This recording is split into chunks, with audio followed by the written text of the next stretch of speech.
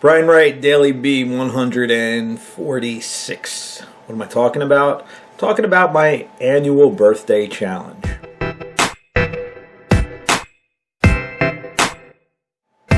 Hey, this is Brian Wright from BrianWright732.com and fitin.com, PHITIN.com, and also ptbimi.com, PITTIBIMI.com. So, every year, I get a year older. My birthday is March 10th, and I usually set a challenge for myself. When I was younger, I used to spar on my birthday as many rounds as I was old, but around 30, that started to get a little bit out of my physical realm. So I continued the challenges. When I was 40, I trained and executed my retirement fight from professional fighting. I had a 5-round kickboxing bout.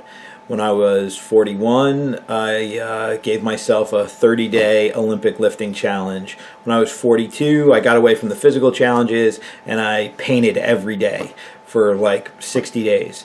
And so this year, I don't know, the other day I just came up with this idea. I was like, I'm going to buy a spin bike. So I bought a spin bike, and right now the goal is 60 minutes a day for 60 days straight. So I started today. Today is January 11th, and I will be done with this challenge on March 11th, one day after my birthday, so I'll be 43 years old. Now, I set these challenges from time to time throughout a year, actually. My birthday challenge is kind of just one that I always do annually, but I always set challenges and goals for myself, and I find that it just keeps me accountable, it keeps me focused, and I make sure that my challenges are outside the realm of like my normal daily activity. So if I have a lot of structured business goals, I'm going to give myself a physical challenge to do. If I'm in the middle of something that's physically challenging, I'll give myself a creative project to do. If I'm in a creative project, I'll give myself a business challenge. So I'm always scratching the different, aspects of who I am in challenging ways, and I do it in a way that I have to be accountable. Sometimes I'll put it on social media and I'll track it every day, so that way I'm like, oh shit, I have to do this because people are watching. Or, I'll just write it down every day and keep myself accountable. And the one thing with accountability is that if you need others to stay accountable, if you need others to fulfill a challenge, you really don't care about the challenge, and, you're not really that into or believe in what you're doing anyway. If you're really that enthusiastic about the goals that you establish, you shouldn't really need anyone or anything to keep yourself motivated and on point. We're all going to have highs and lows, and some days we're going to be more motivated than others. But if the goals that we set for ourselves are really in tune with who we are, and we're doing the daily work to stay consistent with who we are, achieving these goals shouldn't be a problem. It should just be a natural execution because it is who we are. It's part of our belief system. It's our natural motivation. When you're not motivated, it's either you're losing touch with yourself or you set an inappropriate goal. So that's why I really don't like the New Year's resolution issue where people are like, I'm going to lose this, or I'm going to gain that, or I'm going to do this, because they set goals, and a lot of times where it's the social megaphone speaking to them like, lose weight, get energy, focus, get up early, whatever, but it's not really what their insides are really calling for. It's what they think they need to find the satisfaction versus knowing what they have to do to be satisfied. So it really comes down to introspective behavior. It comes down to really understanding who you are, and that's a daily function, that's a daily activity. If you're going to put the work in on anything, if you're feeling lost or lacking motivation, take the time to sit with yourself and really peel back all the different layers of the onion until you get a little bit closer to the source, so you'll understand who you are a little bit more, and you understand what it is that you're actually looking to achieve.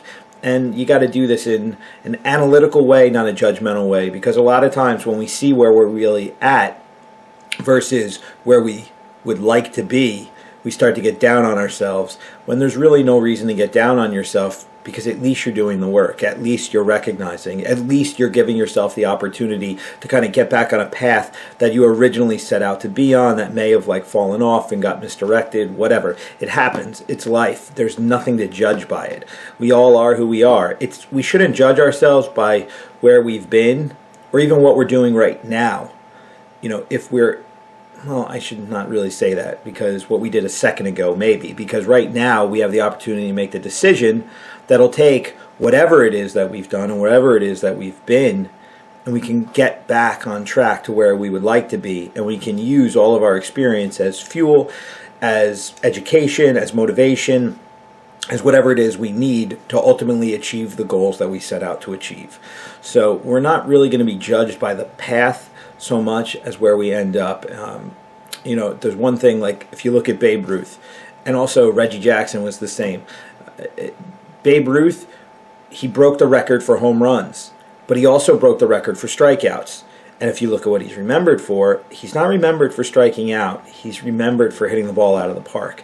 Reggie Jackson actually struck out more times than I think anybody in his generation, but he also was the home run leader of his time. These were two things I remember in an interview finding, and it just really struck a chord with me, because you can fail a lot, and you only have to win the big one time to be known as a success, as a champion, as a victor, as whatever it is that it is you want to be. So you're going to fail a lot along the way, but it's, do you pick yourself back up and do you go at it again?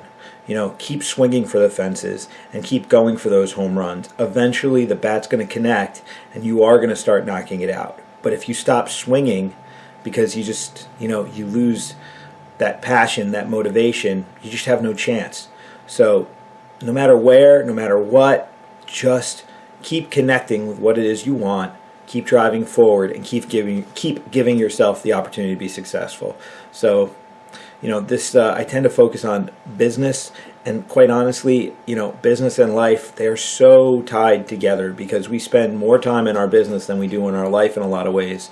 So how we go about our business really is a reflection of who we are. It is not separate. So the motivation that we have in our jobs is the same motivation we have or don't have in our life. So it's best to find the way to kind of create that motivated, driven, purpose-driven scenario for your life. If you have purpose in one area, you should have purpose in every area. So really strip back those layers and really get to know what it is you want, how it is you want to achieve it, and start working towards it. And don't be judgmental about where you've been. It is what it is. You can't change it.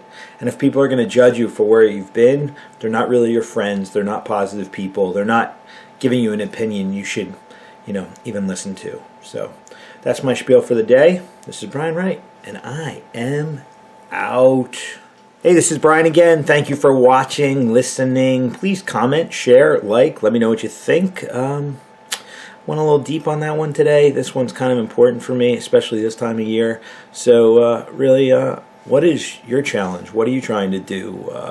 What's your motivation? What are your goals? Let me know. Let's get a conversation started. All right, I look forward to it. Later.